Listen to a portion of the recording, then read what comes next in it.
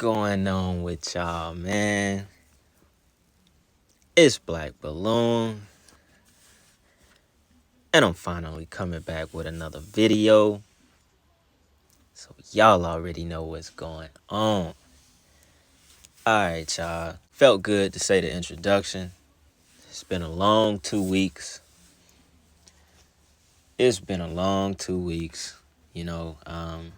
Like I said in the Travis Scott vid, I pretty much already broke the whole reason down while I was gone. Obviously got suspended 2 weeks. And y'all already heard the story in that video. That video was recorded like 2 or 3 days after the Travis Scott event happened. So that's that. I don't got to go too deep in it. But, hey, it feel good to be back dropping these videos. We got a lot of work to put out. We got a lot of videos to get done, man. That was a long 2 weeks. All right. So y'all already know what the topic at hand today is. We talking about young Dolph. Very unfortunate how this continues to happen in the industry, and it's like a repetitive cycle of rappers starting to get killed, and it's just it just seems like it's like every other few months we have somebody that's big to the culture, that's like important to the culture, or some kind of entertainer, rapper, actor, whatever, and they're dying. Obviously it's a lot more in hip-hop than it is in any other genre, in any other form of entertainment. These dudes are really playing with that demonic energy, and they're really basically dancing with the devil without absolutely recognizing the consequences of doing just that, sharing a dance with the devil. All right. So obviously we're doing this video and we're talking about it from, the occult perspective and what we feel like this may have been, although, they have shooters on camera,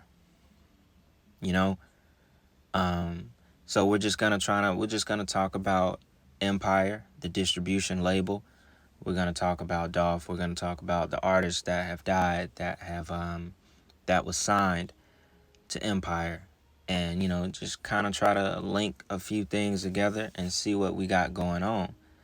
Obviously Dolph died November 17th, 2021. And when we get his death, we just gonna get right into it. We're gonna go to Mo 3. We're gonna visit the most famous rappers that have died from the Empire distribution label.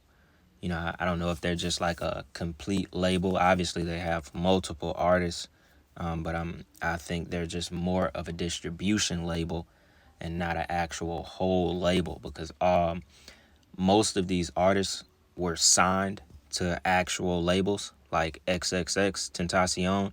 He was signed to Capitol Records, but I think he had a distribution deal with Empire. And XXX, obviously, he's probably the most famous to die from Empire back in 2018. We all know that he was a sacrifice, without a doubt. And we could talk about him a little bit more once we tie all these artists together. Now, Mo 3 was also a part of the Empire distribution label. Mo 3 died November 11th, right? Young Dolph died November 17th. Now, it's already went viral that Mo 3, King Von,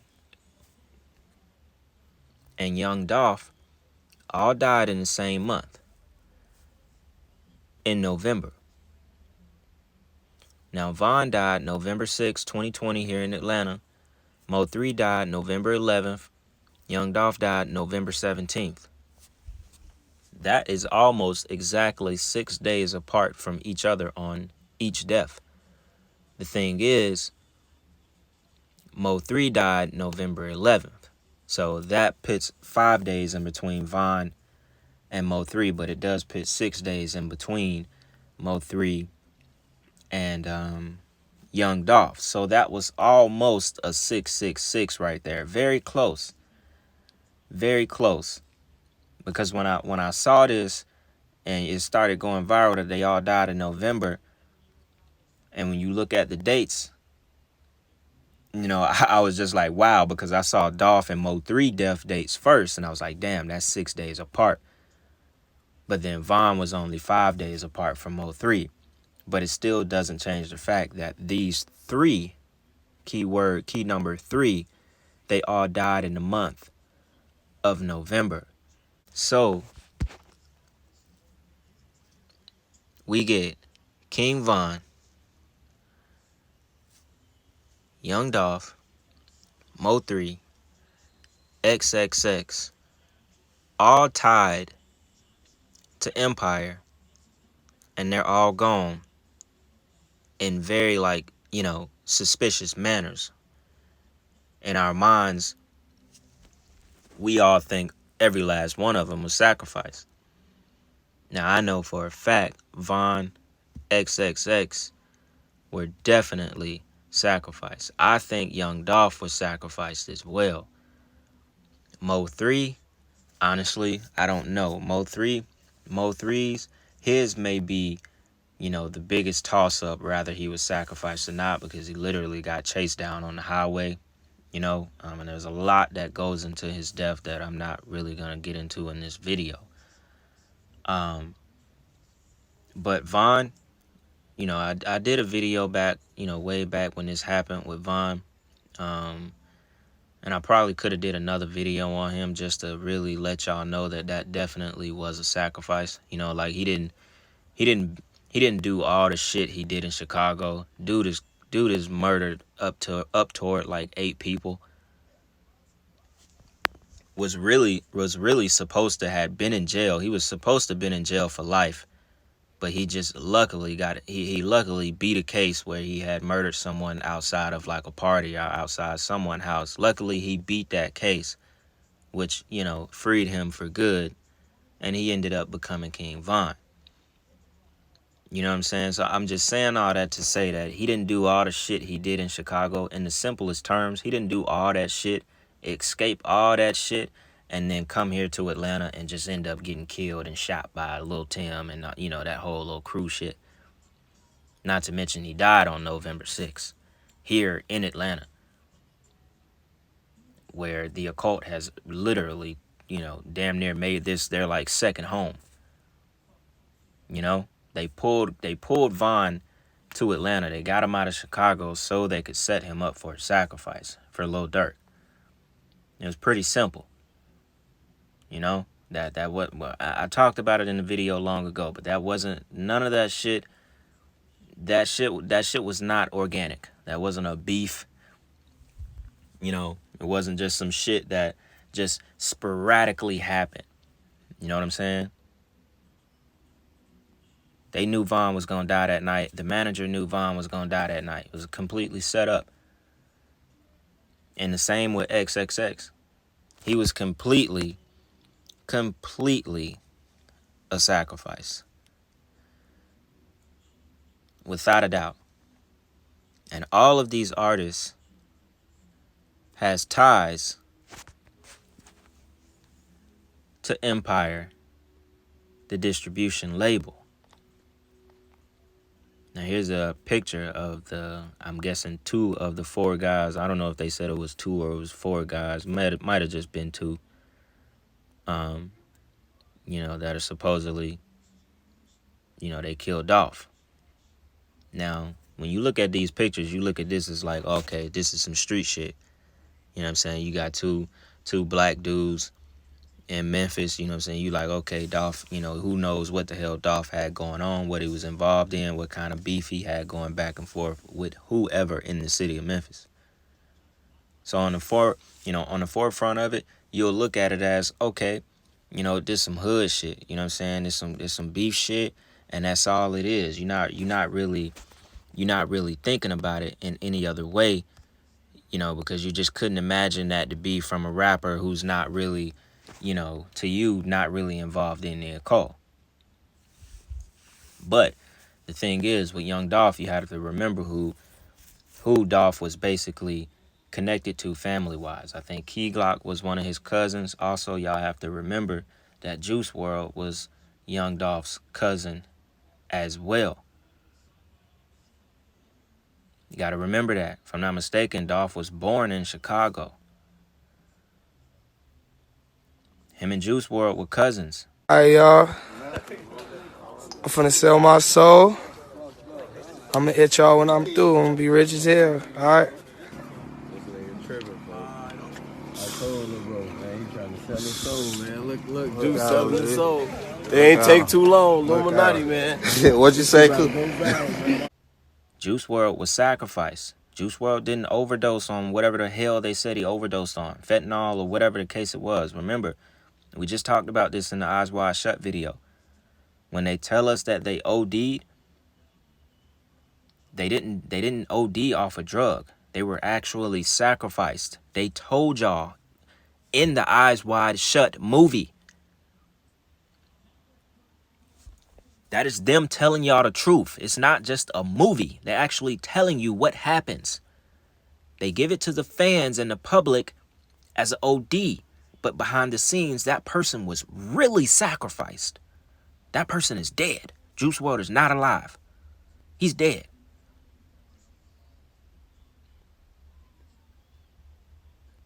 So I want y'all to understand that. And you see this. You see this symbolism. Think about it. Why would Dolph choose to do this? On this album that he last released, Paper Route Illuminati. After having a career that he's had, why would he choose to have an album cover like this? An album titled Paper Route Illuminati just a few months before he died. And not even a few months, guess what? We get a key word. 3. We get 3 again. And if I'm not mistaken, when Dolph got shot, he got shot 3 times. A few years ago, he released this album 3 months before his death date. So think about it. A street rapper, hood guy, whatever you want to call him, from Memphis, connected to all this street shit. Why would he want to promote this? Ask yourself that question. Why would Dolph want to promote this symbolism? Why would he want to bring that energy into his life? Why would he want to try to dance with the devil? Because this is basically what he's doing. He's using this now, rather he knows it or not. Rather, he's had conversations with people who's taught him how to use this demonic energy. Who's taught him how to do black magic to gain more success, which this album was decent. It did pretty good. I don't think it entered the top 2 on the charts, but I think it was top 5. So if you think about him choosing to go this route, he'd never promoted anything like this before. If I'm not mistaken, I don't think he did. Think about it. Why would he choose to start promoting this kind of energy 3 months before his supposed death date? You're playing with this shit. So if we can put this in a way where he's not really a guy involved in the occult, he's not doing this, but he just out of nowhere decides to promote his album with this kind of occult symbolism. This is the one eye with a triangle. So he's telling you he knows what this shit is about. Rather, he's like the most knowledgeable guy about the occult, or rather he's even an initiate. He might not even be initiated. This could be him playing with that demonic energy and using the spirits, using the energy to promote his album so he can go up a little bit more in the industry. This is clear because from a person who's supposedly like sort of independent, just got a distribution deal with Empire, this is you're promoting what the industry wants you to promote here. So it was one or two things. He either gave in to the industry or he was getting involved and just, playing with something that he didn't really know what the hell was going on, because you don't have to be, if what I'm basically saying, if you bring this kind of demonic energy into your life, if you want to taunt the devil and dance with the devil, things happen because of that. That energy carries negative consequences. It doesn't carry positive consequences. It makes it seem like it's something positive, that you're going to gain something from it. But eventually you're going to meet your maker, which is the devil, who you called upon. And this is huge. The biggest, because it looks like street shit. So the biggest connections to Dolph and the Occult is this album right here being 3 months before he died, and Juice WRLD being his cousin, who was also at the time of his death one of the biggest artists in the world. And they completely sacrificed him. They let him come on the scene, do all of that, drug stuff, do all of that, basically depressed stuff. He got so much more kids depressed on top of their own depression. And then you listening to Juice WRLD, you dwell into your depression even more because it feels good. And especially when you add drugs and shit on top of it, depression feels good. It makes people want to go dwell into their own depression. That's why they promoted artists like Juice WRLD and X and then took them off the scene. Because it only, and it, like, if you want to think about it like, oh, it increases the awareness of mental health. No, it doesn't. Not in a good way. Because now you got depressed kids believing in other depressed kids, doing what they say they're doing, which is pills and drugs. That's all Juice WRLD talked about, was pills, drugs. So you have to think about why they are using these artists. They're using them to get to your kids, so your kids can stay depressed. They don't ever get outside of that mindset because it feels good, bro. When you depressed and you smoking, you taking pills, you down, you on all these downers, and you in your shit, you in that depression, you in those deep, dark thoughts, it feels good. Yeah, you're depressed, but guess what? To those people, it feels good. Why? Because I've been there before. I've been in very dark places before mentally. And it feels good to dwell in that shit because that's what you think you're supposed to be doing. Until you realize that these are evil spirits that are controlling your mind and just really breaking your soul down, because you're not supposed to feel like that. You're supposed to be on the love frequency. Loving yourself first off. So that's why they use artists like X and Juice WRLD. Remember, Juice WRLD is connected to this story because of Dolph. X is connected because of Empire. They're all connected. This is the industry we're talking about. So we got to understand, young Dolph, supposedly being the street guy that he was, he stepped into this. He made a choice. And 3 months later, I believe he's killed for that choice. Rather, this was a direct sacrifice from the occult, or this was him playing with that energy and he received a consequence that he probably never thought he would have received. He was murdered. Or hell, this could have been a setup. This could have been a hit from the industry. People in the industry, they know where Dolph is going. That's easy. It ain't got to be Dolph friends or folks he beefing with. They can easily set up a gang hit, quote unquote. They can set that up easy, bro. That's nothing. That's nothing to them. That's easy. That's easy to do. So, and that's for the people that think this is just straight up street shit.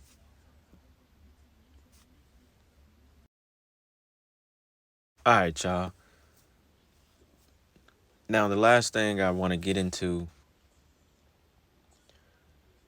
about Dolph, and just to kind of tie, a few numbers in with it, because if you remember when I said a little bit earlier in the video that Dolph was actually shot 3 times back in 2017. Because remember, that's why he was like riding around in a $300 armored, truck, bulletproof truck or whatever. You know what I'm saying? I forget exactly what it was. I think it was like some kind of bulletproof truck. So I read an article. I read an article that actually said, which is right here, 2017, young Dolph was approached by 3 men and shot over beef, according to the Los Angeles Department. He was critically injured, but he survived. Earlier that same year, he was involved in another shooting where at least 100 bullets were fired at his SUV. Now, the crazy thing, remember earlier when I was saying I didn't know if it was 2 or 4 people that fired shots at Dolph. I'm assuming just 2 of them were actually captured on camera. That's what I'm going to assume. But in this article, it actually says that he was approached by 3 men as well at the bakery that he was going to get cookies. So, you know, obviously with that, that's not a coincidence.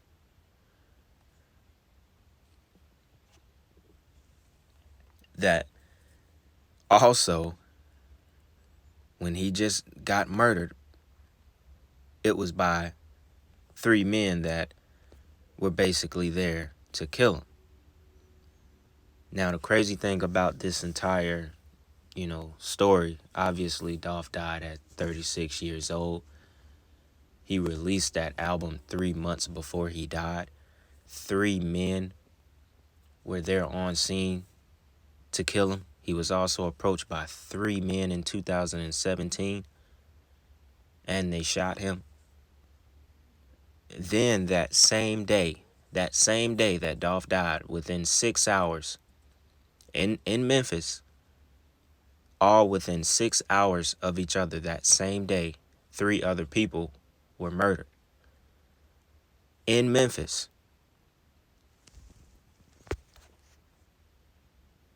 In 6 hours, 3 people were murdered in the same day.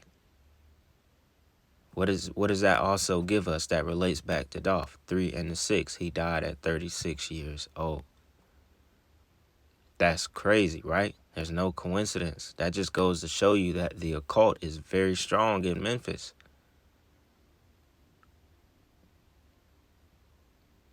It goes to show you that the occult lives in Memphis as well.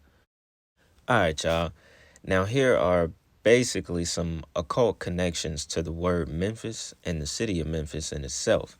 Because when I saw that picture of the pyramid, like the replica of the Pyramid of Giza that's in Memphis, this guy right here, it made me kind of like research a little bit deeper. And then I found that there was actually a Masonic rite of Memphis, which is basically like a subset of this Egyptian Freemasonry that was created by whoever Alexander Cagliostro. I don't know. He's Italian. That's kind of hard to pronounce. So don't even, pay attention to that. But this article goes on to say that he must not be identified with the mystifier Giuseppe Balsamo. He's Italian as well. I don't know. Palermo, Italy. I don't know how to pronounce that. But basically it says that guy was actually recruited by the Jesuits to personify and throw dirt on the real Alexander who actually created Egyptian Freemasonry. Now, you have to also remember the Black Pope is the supreme general of the Jesuits. He is the leader of the Jesuits, and all Freemasonry today leads to the Black Pope. So it makes sense in this article why he said that this Giuseppe guy was recruited by the Jesuits to personify the real creator of the Egyptian Freemasonry, of the Egyptian rite. Meaning that they were basically trying to infiltrate that, take over, So it makes sense, as in today, why the Jesuits, everything leads back to them. All the top-ranked Freemasonry, Freemasons in the world basically report to the Black Pope, to the Jesuits. They work for them. and you can find it if you look for it. So that makes a lot of sense, you know. That ties that together pretty well. Then it goes on to say that Alexander was initiated to the secrets of the Egyptian Freemasonry by mysterious master, whatever that is. Y'all can read it. I don't really know how to pronounce that. Altothis, I don't know. In 1776, though. So as y'all know, 1776 was the year that the Illuminati was actually founded by 6 members, which this article feels that a lot of people didn't actually know, and I didn't actually know that myself. I'm not gonna lie, most of us just know Adam Westhop. We didn't really look too further, you know, into who were the other guys that were basically at the table. So obviously, this guy Alexander, who's the real founder of Egyptian Freemasonry, was he was one of the members that were basically secretly there that founded the Illuminati.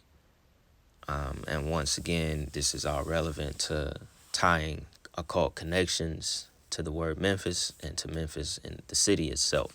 And just the fact that they have that pyramid in the city of Memphis. So, it goes to show that all of this stuff is connected all the way back to, highest masonry in this world, back to the Jesuits, and back to this just all being exactly what it is, like a murder by numbers, ritual sacrifice, So I definitely thought this was pretty interesting to go ahead and put in the video, to just kind of, once again, connect all the dots. And we can see that the occult is, they're behind every single event that happens like this, bro. And as much as y'all want to believe that it's some street shit, as much as you want to convince yourself of that, just because that's what you're used to seeing and that's the easiest shit to believe, then you go right ahead. It is what it is. It always be 2 sides to the fence. But with that being said, though, man, I think we wrapped that video up. I think we covered it pretty well. Y'all already know, man. Hit me in the comments with what y'all think about it. And we're going to go back and forth as usual. We got hella content on the way, man. It was a long 2 weeks, I say it again. But it feel good to be back, so y'all already know what's going on. It's Black Balloon. And I'm going to see y'all soon.